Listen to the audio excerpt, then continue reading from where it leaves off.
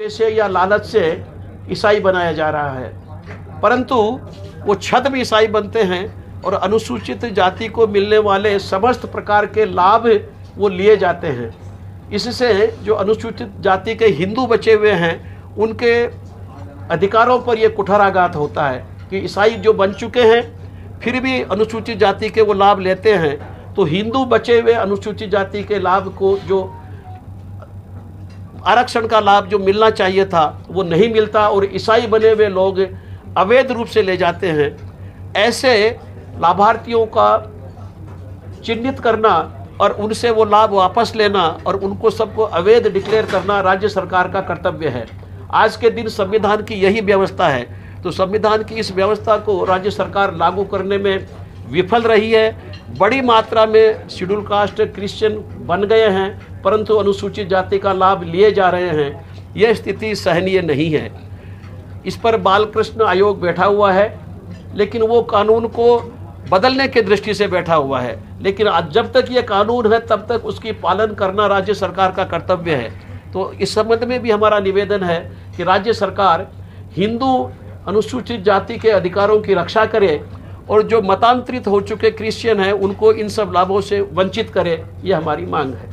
और उसके बाद में जब इन बांग्लादेशियों ने सुप्रीम कोर्ट का दरवाज़ा खटखटाया, सुप्रीम कोर्ट ने स्पष्ट कहा है कि कानून बना हुआ है, विदेशी नागरिक बिना वीज़ा के भारत में आता है वो अवैध है और उसको वापस अपने देश जाना ही होगा। और सरकार अगर इस विषय में कार्रवाई करती है तो वो कानूनी है और सरकार को पूरा अधिकार है, बल्कि सरकार का यह दायित्व है कि ऐसे अवैध प्रवासियों को वापस अपने स्वदेश भेजे।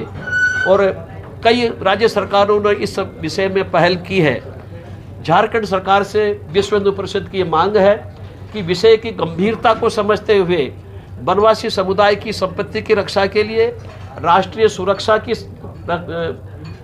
संपत्ति की रक्षा के लिए, सुरक्षा की दृष्टि से, और चूंकि कई वोटर लिस्टों में भी ऐसे अवैध प्रवासियों का, बांग्लादेशियों का नाम वोटर लिस्ट में भी जोड़ा गया है, इसलिए संवैधानिक व्यवस्था की दृष्टि से भी इन सारे गंभीर विषयों को ध्यान में रखते हुए बांग्लादेशियों को चिन्हित करें, गिरफ्तार करें और उनको वापस बांग्लादेश भेजने की तुरंत प्रभावी कार्रवाई करे। ये विश्व हिंदू परिषद मांग करती है कि राज्य सरकार इस गंभीर विषय पर तुरंत ध्यान दे।